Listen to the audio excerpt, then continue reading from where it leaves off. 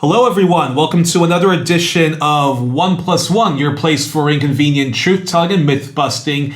I'm coming to you along with my guests on the unceded lands of the original custodians of the Wadja people of Perth, Western Australia, who, again, never ceded to the Anglo-British Empire / the Crown. I'm here as a guest in the Dumbartung Kyana Cultural, Historical, Memorial Museum and Healing Center, run by my friends and comrades Robert and Selena Eggington of the Noongar people of Australia, and my guest on this All Things Australia episode, All Things Native Lives Matter or Indigenous Affairs episode.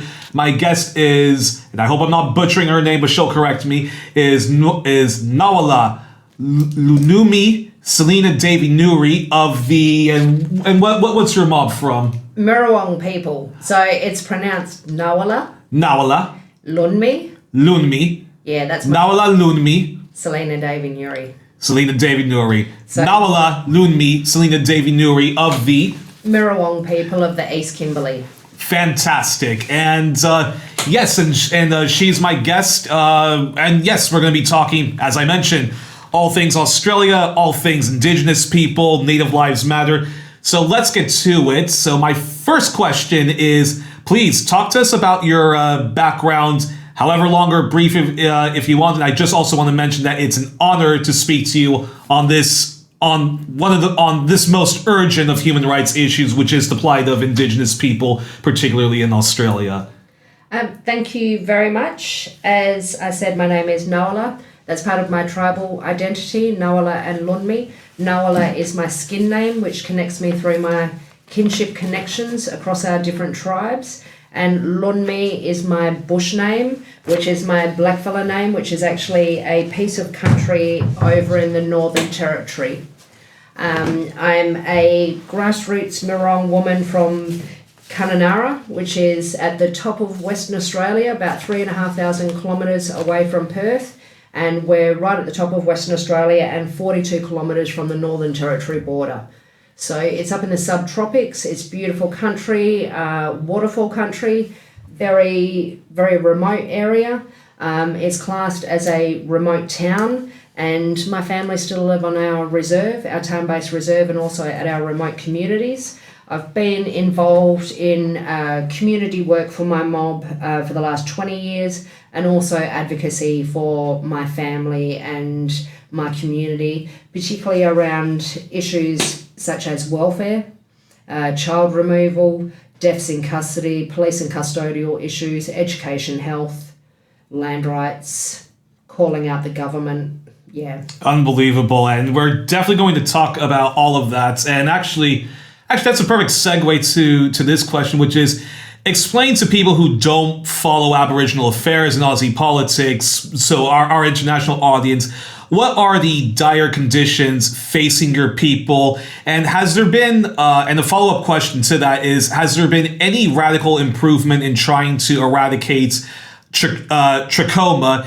And from there, just talk about the awful current state of affairs in Australia. Okay, well, to lead into answering them questions, I just need to give you a bit of a background for my own language group and my own family. So as a lot of people will probably be aware that Australia... Oh, just a reminder, speak close to the mic so that we don't... that there's no way... So Australia was invaded and colonised 200 plus years ago. And so Sydney on the east coast and Perth on the west coast were the two frontline to experience invasion in our country. My people in the East Kimberley, we were invaded a lot later because of the rugged terrain to actually get into the Kimberley. So when you look at my community and my town, Kyana is actually one of the newest towns in the country. We come under the Shire of Wyndham East Kimberley, which is known as the last frontier. And so my family actually moved in out of slave days, which was station days. You know, you'll hear a lot of people talk about the old station days. Station days were not a good thing. It was basically us being slaves on our own lands. So my family actually moved out of slavery, off the stations, in the late 70s, early 80s, with my grandmother being the last one to come in off the stations in 1981. And when my family moved in off the stations, they were moved into our reserve, which is our town-based reserve on the fringe of the edge of town. So when you look at the issues, Well, we hear about. Sorry to interrupt, but that's interesting because when we think of slavery, we think of the African Holocaust. Yeah. We think of Africans being kidnapped and imported into Haiti, into much of Latin America. Of course, the United States, particularly the U.S. South.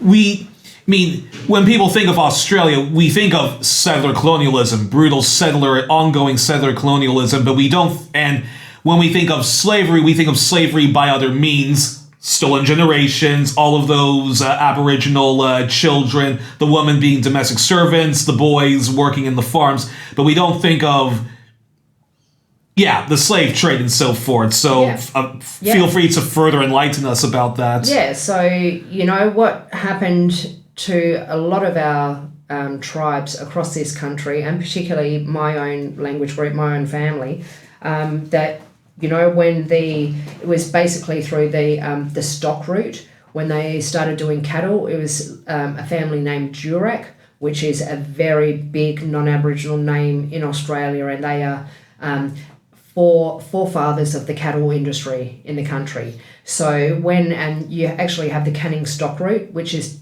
in Western Australia, which goes from down this way all the way up to my country. And so when the Durex came in and our people were forced off our land, they were actually brought back onto the land to work on the stations where they didn't receive money. They were given rations. They were And rations is like we'll give you 5 pence for something to eat or just tea, sugar and blanket, which is when you actually look at the history of First Nation people in America, it's pretty much carbon copy, So there was also part of the payment was alcohol. So this is where alcoholism has started in a lot of our communities as well as being a form of payment for our people slaving on our own lands. When we were forced off when my family came off the station, everybody started going down the river where they were herded up and moved along, and then that's where they were herded down to the reserve. So, when I talk about the issues in my community, we are still very much on the back foot because we are still trying to navigate our way out of it, as well as many other tribes around and language groups around the country. But we are more isolated up there. We are 3,500 kilometres away from the capital city in Western Australia. The closest Perth, yeah. The closest capital city to us up in the Kimberley is actually Darwin, which is over the Northern Territory border, which is 800 kilometres from Kununurra. So you have some of my family that live in the reserve and down Garden area, which is part of our town-based reserve. And then the rest of my family live at our remote communities, which can be hundreds of kilometres out bush, away from the town, which is remote anyway. So some of the issues that we have are mainly alcoholism, issues around alcohol and family domestic violence. They are really big issues that we experience up there. We are kind of lucky in a way that we don't really have big issues at the moment or yet with chemical drugs in our community. But realistically, the way that society goes, that's going to be a matter of time before these drugs come into our community anyway, which is really scary because we have so many issues around alcohol. So alcohol, family domestic violence, isolation, remoteness, lack of skills, lack of job opportunities. These are all things that we experience. We have high incarceration rates. The Kimberley actually has the highest suicide rate of young people per capita in the world. We have massive rates of child removal, incarceration, suicide. It's pretty bleak, actually. I don't even think bleak is the right word. That's quite disrespectful for what I'm trying to say. It's very disheartening. it creates a lot of mental health issues in our community. Intergenerational trauma, I would imagine. Absolutely. But that's. I have to ask this question, which is, it's pretty obvious why so many people are in despair, why alcoholism is a huge issue, as well as the tragic suicide epidemic, pandemic, if you will. But that's because of the dispossession of Absolutely. Aboriginal people. That's because of the apartheid that Aboriginal people are subjected to. That is because, I mean, you have, white fellas who have like their own farmlands in, in the Northern Territory or in remote places in Queensland. As you mentioned, the cattle, the cattle industry, and for people in the United States who are familiar with cowboy culture of the South, you have that in Australia and people who do the rodeo shows and so forth. But that being said, the reason why you have all this, the reason why you have people who are placed in these remote areas and have alcoholism and have all these mental health problems and the tragic suicide epidemic is because of, institutional racism. Absolutely. Is because of apartheid. And even then, Aboriginal people aren't even allowed to suffer the way white communities are allowed to suffer when they face chronic unemployment and poverty. Absolutely. And so forth. Australia even celebrates its drinking culture, and isn't it wonderful? Somebody getting drunk and making a fool of himself, and yet alcoholism, that was a form of payment to Aboriginal people who, because of the despair, that's their way of coping with the institutional racism, with the dispossession, and yet even then they're not even allowed to suffer the way a poor working class destitute white person is. So the police often harass a drunken Aboriginal person, often put them in jail for the most punitive of reasons because of that, because of their alcoholism. Please talk about that, because that's amazing, because you sometimes see, with Robert and Selena have a copy of the Native Welfare Act that says you're not allowed to curse, you're not allowed to be drunk on the reserve and whatnot. And so again, even then, like, you're not even allowed to suffer the way white communities cope with their trauma and whatnot. Up in the East Kimberley, we also have alcohol restrictions. So in the city, you can walk into a bottle shop and buy whatever grog you want. Up in the Kimberley, in the East Kimberley, there's alcohol restrictions. You are allowed to purchase so much alcohol per day per person. You have to provide your license or a photo ID when you walk into the bottle shop. They scan your ID to check that you have no charges relating to any violence or any alcohol-related violence. And if you have, then you are actually not allowed to purchase alcohol. The bottle shop opens from 12 o'clock in the day until 6 o'clock at night. So you're allowed to get 1 carton of beer a day and 6 bottles of wine, or 3 bottles of wine, or 1 carton of UDL. Oh my God. Yeah. So, these are Band-Aid fixes. This is all around the dysfunction, and I say in brackets, like, dysfunction of my people on the ground. And, then this is how the government and non-Aboriginal people think that we will sort out the issues on the ground in community. One thing that I always say is that restrictions are a Band-Aid fix. They are never going to help anybody address their core issues. If we really want to minimise and help people navigate through addiction and alcohol and other substance abuse, then we actually need to be helping people address their core issues. Everything around that is a Band-Aid fix. So what they did in conjunction with the alcohol restrictions was they put parents, and largely it was targeted at Aboriginal people. It was people that were on Centrelink. Aboriginal parents that were on Centrelink got the white card. So that was, actually, explain Centrelink. Centrelink is our social security. Okay. Centrelink is the social security where you get your dole payments or your welfare payments or whatever. So parents and job seekers were put on the white card where their payments were quarantined. And they could get 20% of their payment as cash, and the rest of their payment was on this, like a bank card, but it was called a white card, an NG card. And so you couldn't purchase alcohol with that. You couldn't use it for any gambling things. You could use it at shops to buy stuff. But like I've been saying for that long, it's another Band-Aid fix. You know, quarantining people's payments as a welfare reform is not going to help people navigate out of welfare dependency. And what we have seen in this country from day one is this government-created cycle of welfare dependency that my people are still struggling to get out of. And the really sad thing is that a lot of my people don't actually make it out of that. You know, this is where, when you have so many people dealing with depression, displacement, you know, and all of the mental health issues and social emotional well-being issues around that, and how you feel when you have minimal opportunities, when you're treated like shit walking down your own street. You know, as blackfellas in our own lands, we experience racism the minute we walk out of our house every day.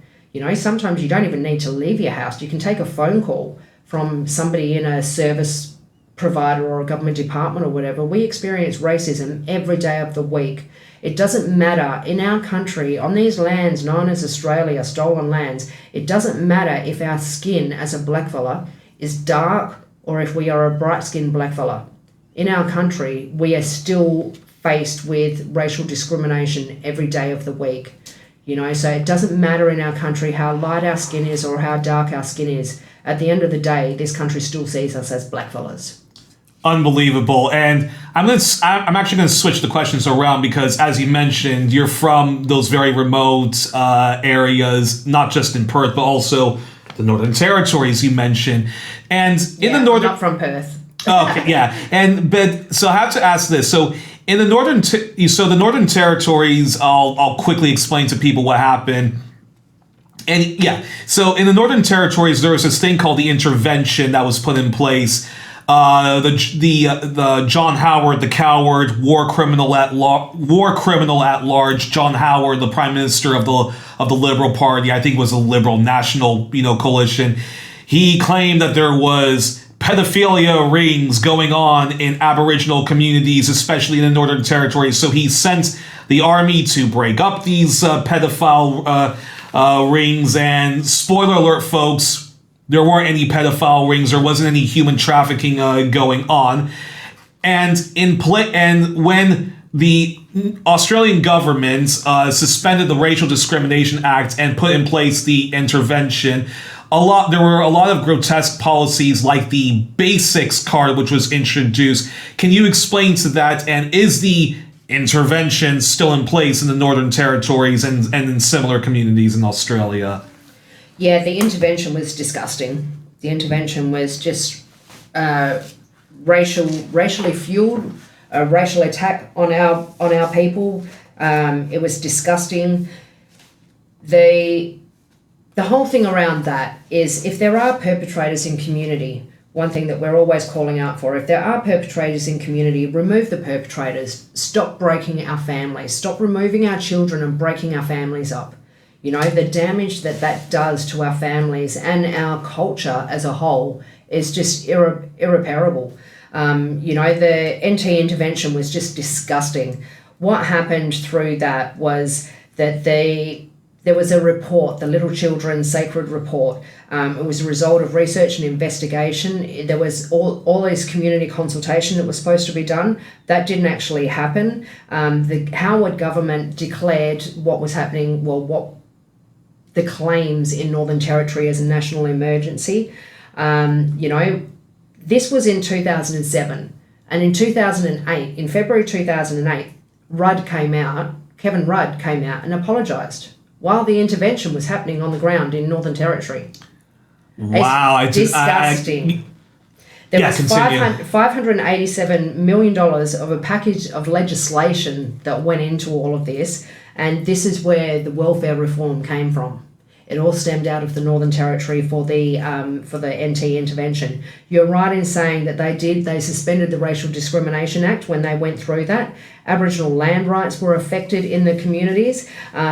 Also, native title, which is a con. Native title is not land rights, and there was things around the compulsory acquisition clause through native title, which means that the government can take all that land back off you. There was restrictions on alcohol sales, so this is where the alcohol restrictions came into the Kimberley.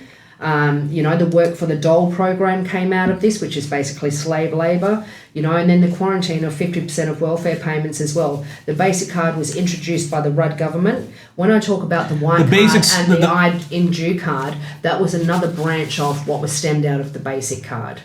And that was Kevin Rudd, not John Howard, that introduced the basics card. Yeah. There was reform around living arrangements, parenting payments got linked to school attendance of kids. There was increased police levels in community, removal of cultural practice considerations. They abolished the CDEP, which was a community development enterprise program where people lived in their communities and worked on their communities. That was another form of what we would say slave labour, because it didn't get paid well. But one thing about the CDEP program was when that was running, people were living out on their remote communities and working in their remote communities. They shut that down. People had to move into towns. And then this is where the government has gone after land, because there's nobody living on the communities. So everything always has that, two-pronged sort of effects to it. What we do need to sort of highlight as well around all of this, they changed so much legislation and everything so that they could go in and do all of that in the Northern Territory. From the NT intervention, then stemmed empowered communities, which is Noel Pearson. He's a Queensland blackfella who's very high up with government. Yes. I believe he spoke at Gough Whitlam's funeral. And once upon a time, he famously rebuked John Howard when he basically said that there was no genocide that happened to Aboriginal communities, and he had his 10-point plan, which he called a 10-point scam, and of how he was going to help Aboriginal communities pull their boot by the bootstraps. But Pearson has become, what I would call part of the Aboriginal misleadership class of propping up either Liberal or Labor, whoever's in power. But yeah, there's people out there across the country who we would see as elite blacks. Yes, of course. Yeah. Because these people, they aren't there to speak for us on the ground. They aren't there when we are supporting our families around suicide or tragic deaths or dysfunction in our community. But they are there, and they have the ear of all government politicians. And it's their words that get taken on board, So after the NT intervention, then empowered communities started in the East Kimberley and across the Kimberley. We were the first ones in the East Kimberley to experience empowered communities. But basically, empowered communities is a tweaked version of the NT intervention for the Kimberley. So that's where alcohol restrictions came. That's where the in-due card started. That's where work for the dole program, the parenting payments that were linked to school attendance. When I was asked on another interview the other month how my old people felt in the East Kimberley around that, and I told them my old people were very scared, because after seeing the army rolling through remote communities in the territory and removing children, then, we're right there on the edge of the Northern Territory. So my old people were very fearful that we would have the army rolling through our communities and removing kids. One thing they're always talking about this closing the gap. The gap ain't closing. The gap ain't closing, and it's never going to close while we keep pushing these government policies. I'm always talking about people getting into positions of leadership that are there talking for largely the whole country and blackfellas on the ground everywhere, but they have actually come there through working in government departments. They haven't gotten into their positions of leadership for being on the ground in community. They haven't done their time in community a lot of the time from what I see. They haven't been mandated by their old people to say, go and speak for us. And I just think that there's a lot of people out there making decisions for us that are making the wrong decisions and not really listening to us. And then you had the whole thing around the referendum. Well, whose voice were they listening to? I'm a staunch no voter, always have been. I'm a sovereignty campaigner. I do not believe in constitutional recognition. It's all a con. We are sovereign people to these lands. Our sovereignty was never ceded. My old people never bowed down and gave our culture, our religion, our land, and our ways to the colonisers. And actually, before we get to the referendum, which definitely want to talk to you about, then I have to ask a follow-up question. Then I have to ask a follow-up question, which is, okay, so the intervention is still in place. They may not even call it the intervention. They'll rebrand it. Yeah. But then I have to ask this question because Kevin Rudd of the Labour Party, I love John Pilger's documentary Utopia, and he got to grill him. I think he's one of the only former prime ministers that's ever been on one of Pilger's documentaries. But so Rudd, when he was the leader of the opposition, Labour did support the Northern Territory interventions. The Basics card, though, you said that was introduced when Rudd was in power. Many people actually even said that under Kevin Rudd's government and now, there are more Aboriginal children taken away from their parents than the entire stolen generation. So it's a new stolen generation. Yes. You have a Never stopped. You have a grandmothers of I can't remember what their name is, but basically grandmothers of the stolen generations have been campaigning to get a lot of these children, the new stolen generations back. Yeah. So when you saw John Pilger's documentary and the Kevin Rudd interviews, did you feel that Pilger because the only mild criticisms I've ever gotten from Aboriginal voices and even white journalists who cover Indigenous affairs is that a lot of them feel that John Pilger was too soft on Mr. Rudd, and I'm curious your response on that, given that under him more people were stolen, taken into care than the entire stolen generation era. Well, I don't really believe that we've ever had any Prime Minister that has been there for us.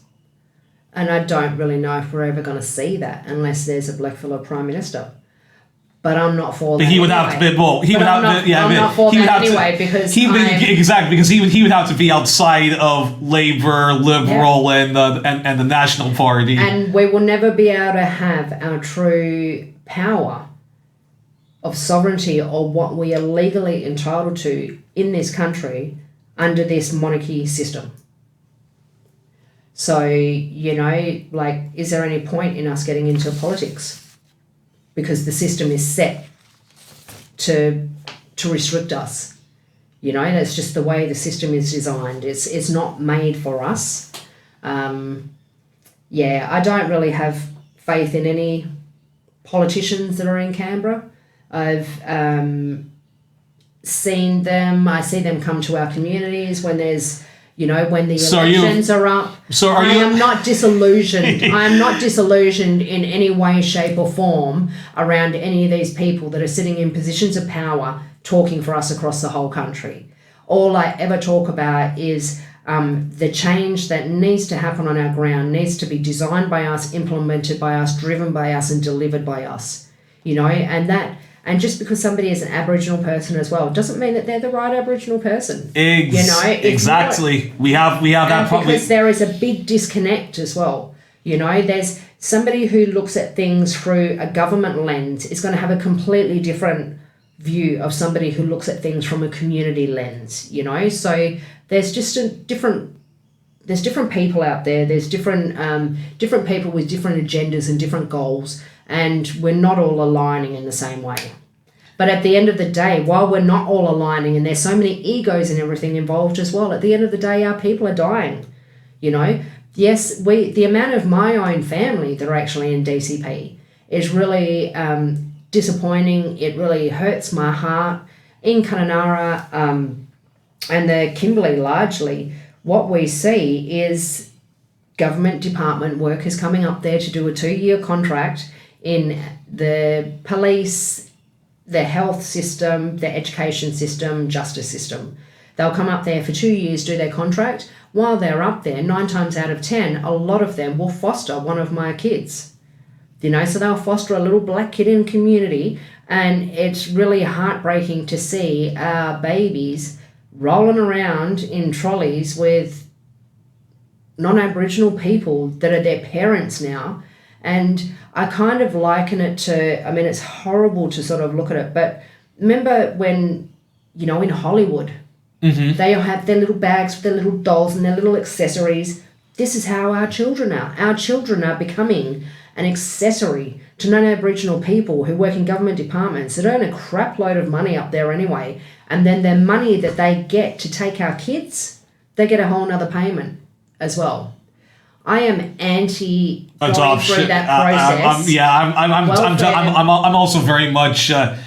I'm very anti, adoption, folks, and if a kid does have to be taken into care, or if a kid, or if a poor African kid or a poor Indigenous kid has to be adopted, give them to give them to another African family, give them to another Indigenous family. We have the same problem in the United States. There are more kids being taken into care by the social welfare people than the entire residential school program, and it's the same thing in Canada. So it's never stopped. They just, like you said before, they rebrand it, relabel it, call it something different, put it under a different policy. But at the end of the day, these policies have always been there. When you go back through history in Australia and Western Australia, when you look the White Australia policy is alive and well. You only have to look at how difficult it is for anybody, especially a person of color, to try to immigrate to Australia. Yep. And of course, the refugees, which flee wars caused by the Australian imperial state, and then being put into basically concentration camps at Nauru Island and other places. Well, we had our own concentration camp in Western Australia anyway, Rottnest Island. Exactly. Where a lot of my people from the Kimberley were brought down, and that's where they met their tragic, horrible fate down there. There's so much unanswered for on these lands. I'm a big advocate against children going into welfare. Welfare took me from my family when I was 3 days old, and I was sent 3,500 kilometres away down to Perth and growing up with a non-Aboriginal family. What period was that? Mid-70s. So I was taken by welfare a couple of years after the Stolen Generation officially finished. But if you speak to any of my family, they'll say that I was part of the Stolen Generation, which I was. My mum didn't understand what she was signing. My mum didn't understand. She didn't even speak English. My family speak language first. So I always say that I pride myself that I'm one of the lucky ones that found my way home. I went home 20 years ago and started learning from my family and my old people and learning about my culture and language. That's why I advocate so much for reconnection to cultural lands and reconnection to culture. I know from my own experiences that it was culture that saved my life.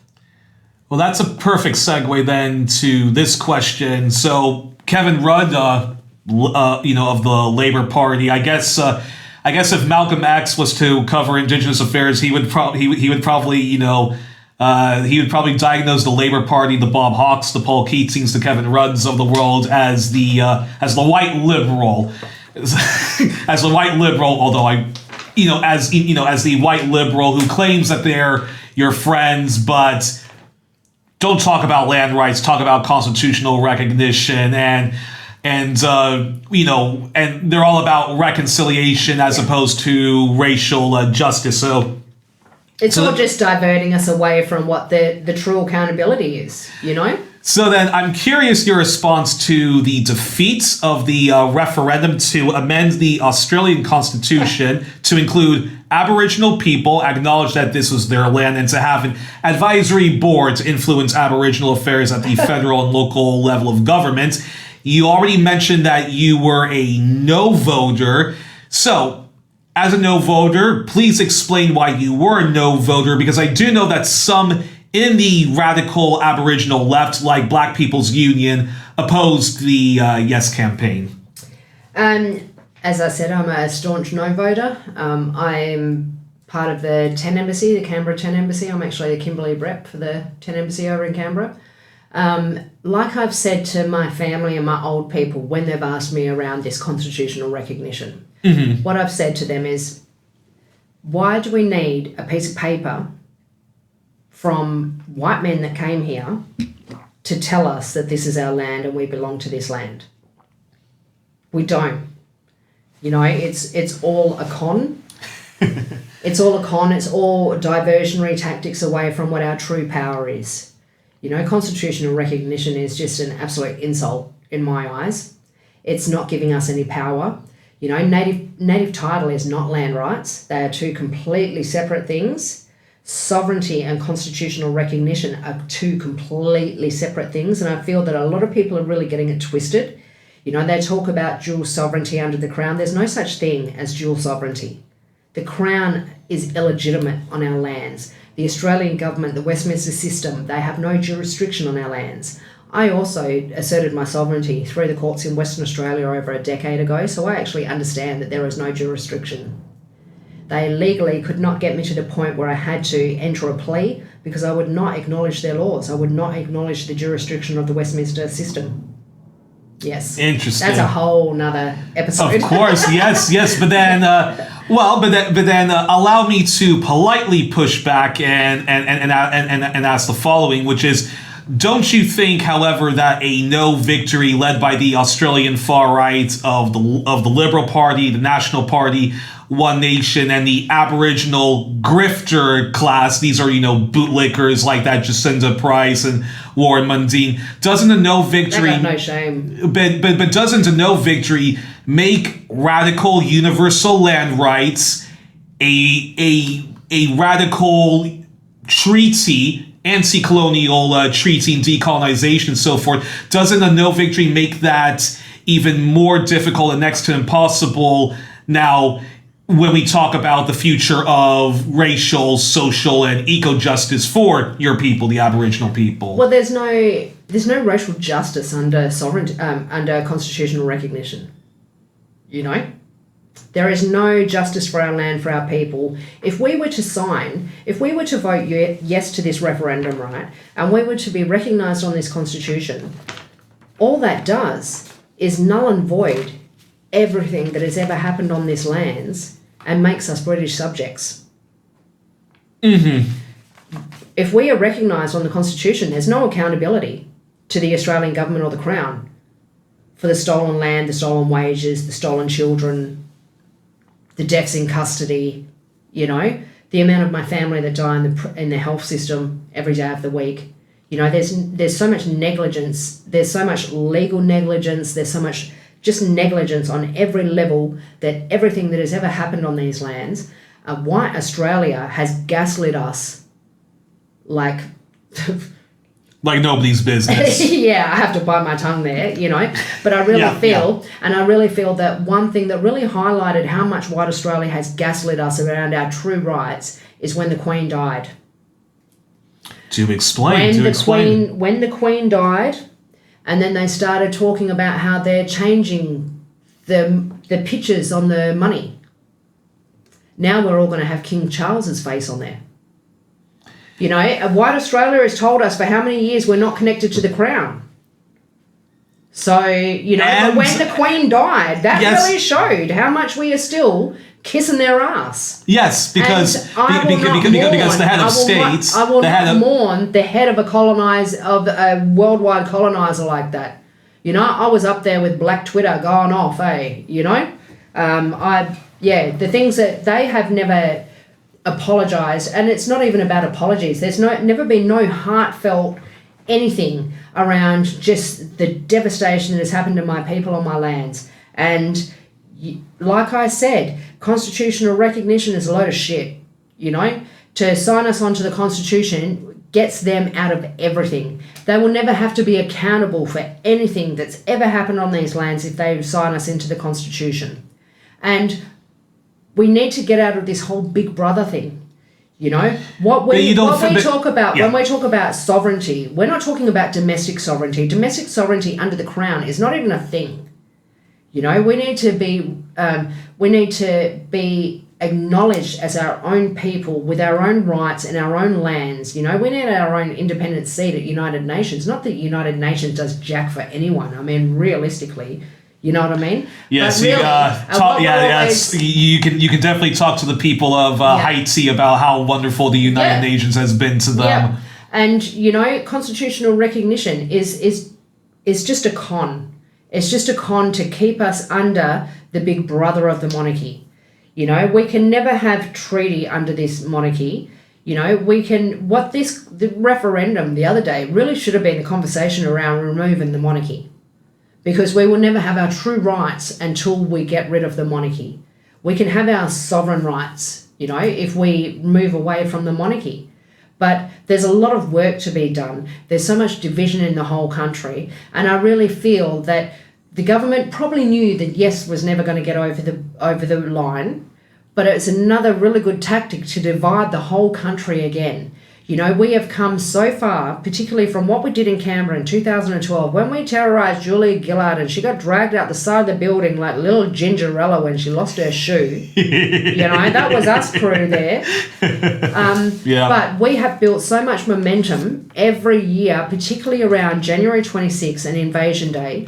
You know, before Canberra in 2012, there was no big protests out there on Invasion Day every year. You look now, like the streets, you look at Melbourne every year. Melbourne gets shut down with the amount of protesters out there every year around Invasion Day. And that's what we say. We reignited the fire in 2012 over in Canberra.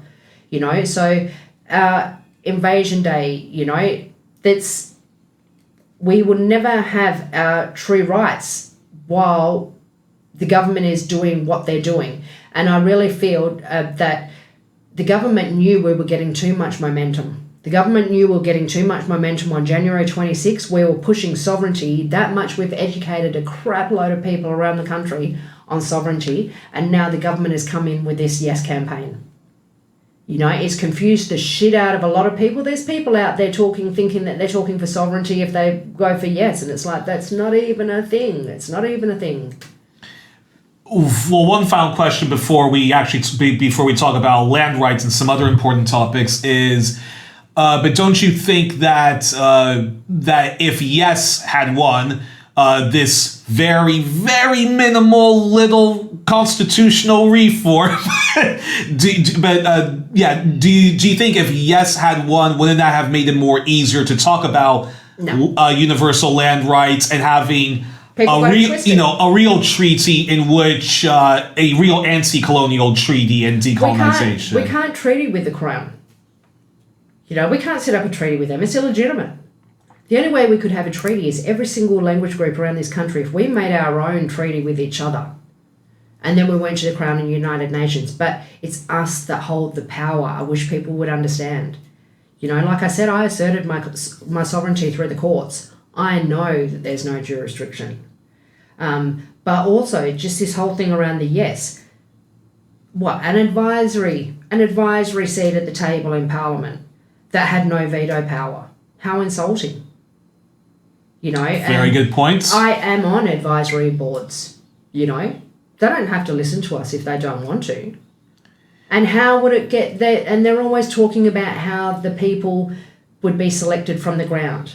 Well, bullshit, because, you know, you look at native title, which sets up the prescribed body corporates, which creates so much lateral violence in community. It creates a thing around people going for royalties. It creates division. You know, it encourages people to sell off land for mining.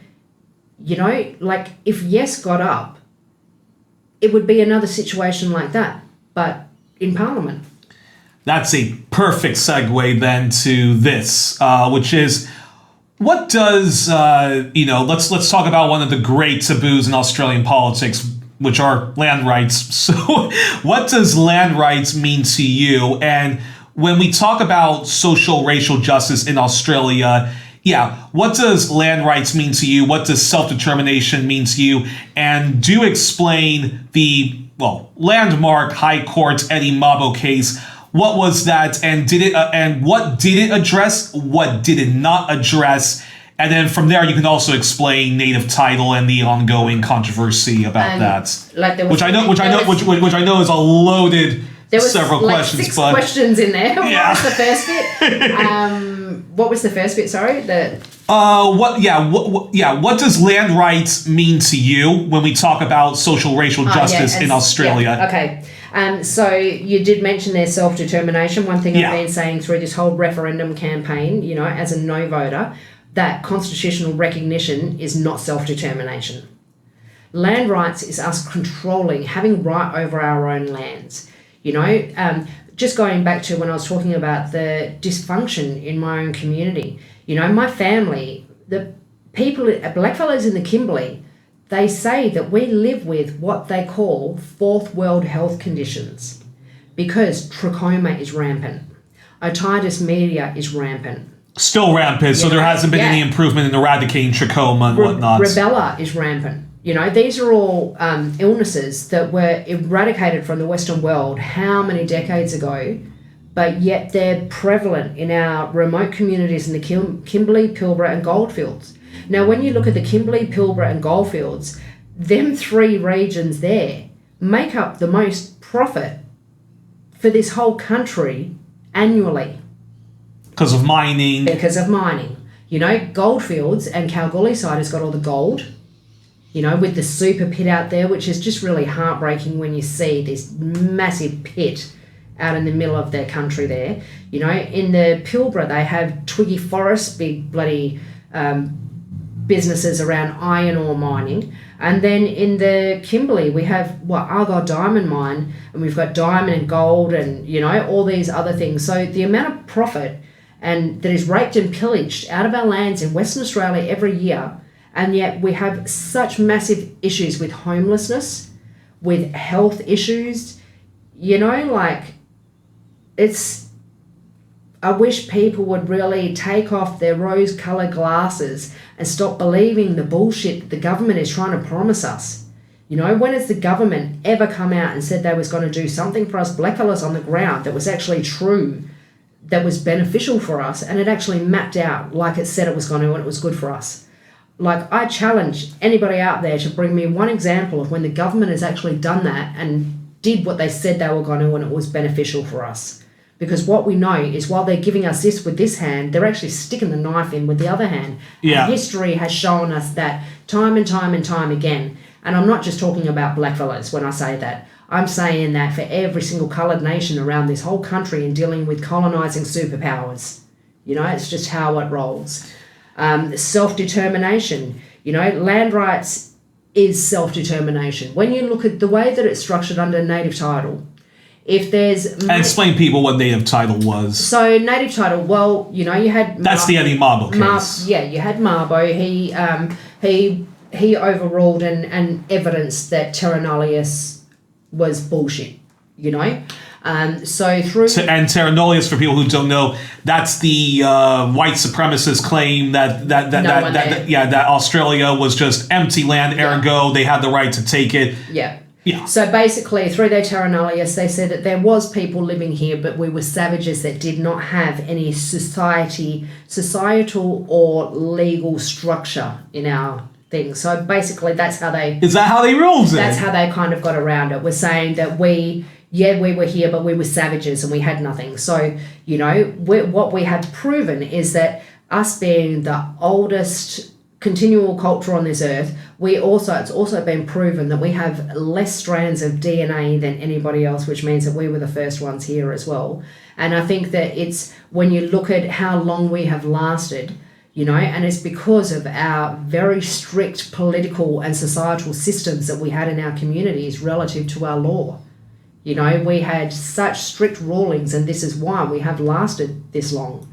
But native title, with Eddie Mabo, when he did prove that we had very, what's the word I'm looking for? Very in-depth, intricate, sophisticated political and society systems in our communities. So terra nullius was overruled, right? And then the government actually said that they would give us land rights from that. The government didn't. That was under Bob Hawke. I think Gough Whitlam, the only really good Labour Prime Minister, was. I think he was interested in land rights, but he was very quickly ousted, which is another topic for another day. But Bob Hawke, though, campaigned that Bob Hawke of the Labour Party, the right wing of the Labour Party, he campaigned on universal land rights, and he said things like, "This is Australia's greatest moral cause." Just like the Jews who deserve reparations for the Holocaust, Aboriginal people deserve land rights as a way of compensation. So the government said that we will get land rights after Mabo, and then they came out with native title. Two completely separate things. When we're dealing with the Australian government and the Westminster system and the Crown, you need to look at the terminology and the language used in everything they say, and particularly around our court systems and our legal systems. So they came out and gave us native title. Native comes from the Latin word nativus, which means one born into slavery or servitude, right? That's where the word native comes from. And then you have a title.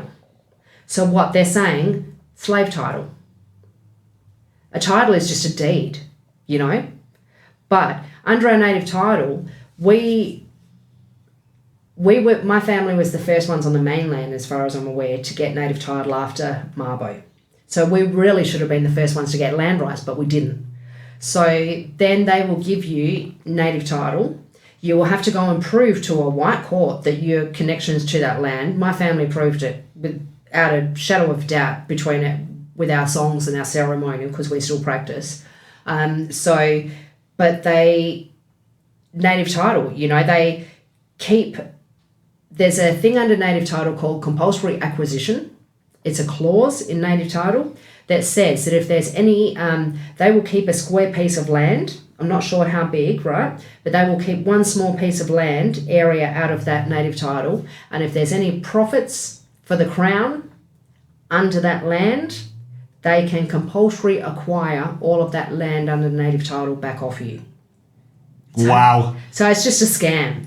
You know, when we went to bury my uncle, who was one of our elders, on our land that we'd won native title for, to bury him out at our community, where we have our own cemetery at our community, the bullshit that we had to go through and the red tape that we had to go through to get permission from the government to bury my uncle on our land, because it's you only have rights to so far under the land. Now, native title is no different from any title deed that a white person would get when they buy a house, because you're still controlled by the government on every single area that you want. Now, when the government says, oh, there's minerals under your land and we've got this mining company that wants to do a deal, the government is the middleman. Unbelievable. The government is the middleman. So under native title, the government is controlling everything. If we had land rights as the sovereign people of that land, if somebody wanted to come and make a deal with us about something, a project or mining or anything, then it would be between that company and the elders that own that land. Not the government being a middleman that take a big cut out of everything and then give you your native title set up in a prescribed body corporate, a PBC, where the government run for 10 years and then give it back to you broke at the end of it. And then you have to continually apply for funding from the government to keep it going. And then all it does is create lateral violence between community. It creates people thinking that they can get rich off it's just a load of shit. Yeah, some of my comrades from the Socialist Equality Party, a Marxist Trotskyist party, they published the World Socialist website. I have my disagreements with them and how we achieve, racial social justice sometimes, but It sounds to me from what you described native native title, which again is not land rights, it's not universal land rights and self-determination, but that native title has just been a way of introducing divide and conquer. Divide and conquer and rape and pillage more of the land. Aboriginal capitalism at the same time, right? Yeah. And then all you do is it creates such a level of greed. And just the lateral violence that can come out of PBCs and native title is just really disheartening and really, it's really heartbreaking. And in terms of social justice and self-determination, I think the way that I really feel about it is I think that it's a movement across the whole world. I think that we are stronger together. I think that the more First Nation people and coloured clans and language groups around the world who can really take the time to do their own research around different people's plights in different areas of the world and build connections and networks around the world, I think that is how we will sort of move forward to begin an area of social justice that has never been seen on these lands or across the whole world. But it's a black movement that needs to be enforced, that needs to be solidified, that we need to just be brothers and sisters together, supporting each other to call out governments. And, and that sort of leads into the whole, what's happening in Palestine. I stand with Palestine and, stolen wealth, stolen land and colonial superpowers can all get fucked, eh? Yeah, and I completely agree with you on that. A quick follow-up question to universal land rights, which you're an advocate of, and a treaty, but a radical treaty, is what's your response to people like me who I'm all for, a radical anti-colonial treaty, but what would you say to people like me who say, well, in the United States, Native Americans have a treaty with illegitimate. Native American people were screwed over on their treaty as well. We've got evidence around, and Canada as well. Yeah, it's everything that the Indigenous people of Brazil, yes. the Indigenous people of of Peru, Chile, everywhere. What has been done in so terms of these treaties are all to benefit white people and not look after coloured people and First Nation people in the land and our kids and our future generations. So you would say, well, we're not. So you would say us Aboriginal people, we don't want to model our treaties like what happened in the United States, Canada. And you would say to all of those Indigenous people globally, rip up that treaty and confront the powers to be head on. And would you say that the United Nations Declaration on the Rights of Indigenous People is a good... Which Australia breach every day of the week that they signed on to how many years ago? Look, it's not my place to tell any other Indigenous people around the globe what to do with their own treaties and stuff, but I have just seen and what happens on my own lands and what happens in Australia. I've done a bit of research around some of the stuff that has happened really heartbreakingly to the First Nation people of the lands, the so-called lands of America. Turtle Island and Canada. Yeah, and it's really heartbreaking that I see that they were never done the right thing by. I see that them mob over there, our brothers and sisters, are still living with the same health issues, suicide, deaths in custody, incarceration rates. And then it even gets worse. And then it even gets worse when you go to Hawaii and Alaska. And then what people say to me, oh yeah, but they got a treaty, and well, how's it helped them? The treaty, from my understanding, is their treaty is illegitimate as well because they were screwed over by the government too. So I really think that we need to just have a fresh clean out of the world's superpowers. I think that we need more women in power. I think that we need people who are focused on community and really community and next generation, and really people who want to make the world a better place and look after Mother Earth, Exactly. People got no shame. But then I have to ask this question. This is one of my second to last question, which is, what is happening with the anti-police brutality movement in Australia? And yeah, so I'm curious your response on that. And are you for radical police reforms? So that would be like abolishing the drug war, abolishing punitive things like people getting locked up for unpaid parking fines. Bring back kangaroo court. And Bring back kangaroo court, stop institutionalising my people, and start helping our people heal. Stop building institutions. When you look at the amount of money that the Australian government and West Australian government spend on building institutions but are you lock up my people, lock up our women, and lock up our kids. But are you more in favor of radical police reforms or for abolishing the police? Look, we do need... you do need what's the word for it? A body out there that has some jurisdiction around stuff. But I just think... But I think, if I understand you... police suck.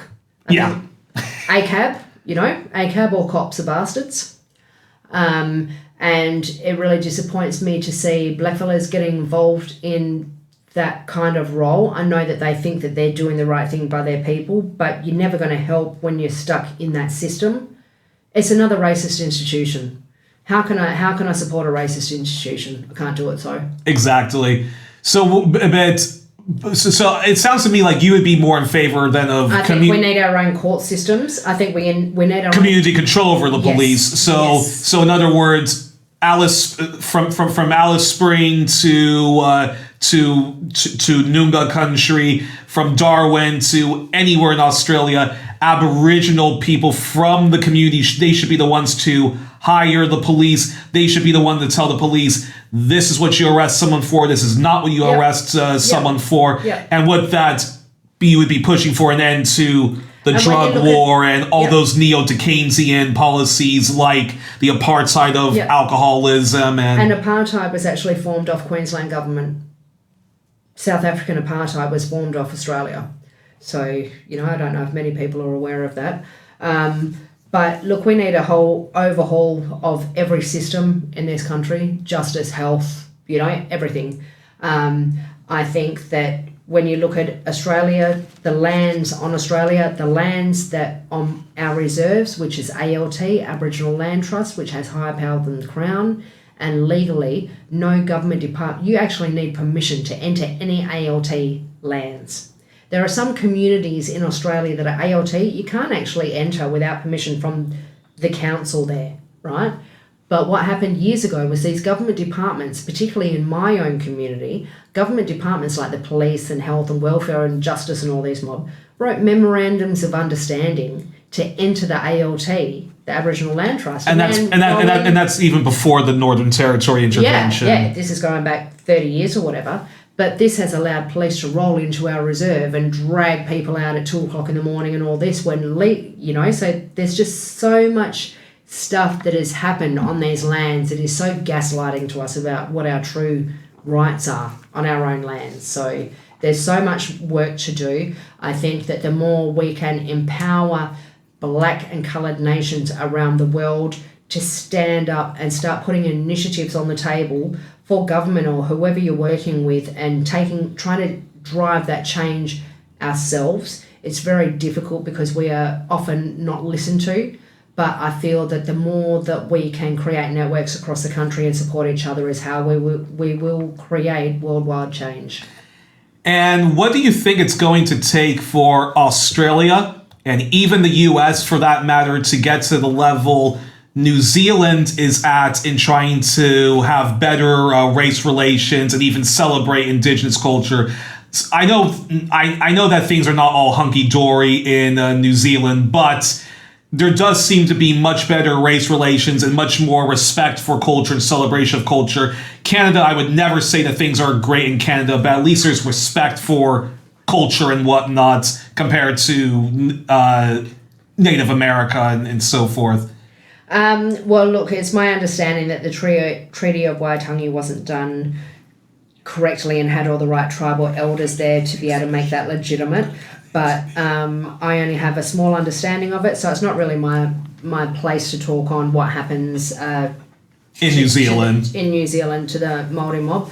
But look, in terms of having their culture and language as mandatory in the education system, I think that that's a really good start. One thing that I often say in Australia is do not talk to me about truth-telling until we change that racist national anthem, which is one of the most racist songs in all of history. And also, until the true history of these lands is taught in the education system, don't talk to me about truth telling, because it's all a load of shit. And would you say the same thing in the United States then? Which is also I would say Australia really bad. then comes the United States, then comes Canada, and then comes New Zealand. Well, I think that in terms of, yes, we're the longest here. We are one of the most newer colonies, you know. But I just think that the ongoing genocide and violence against my people on these lands has been continual for over 200 years. So from where I'm standing, I say that we're at the worst.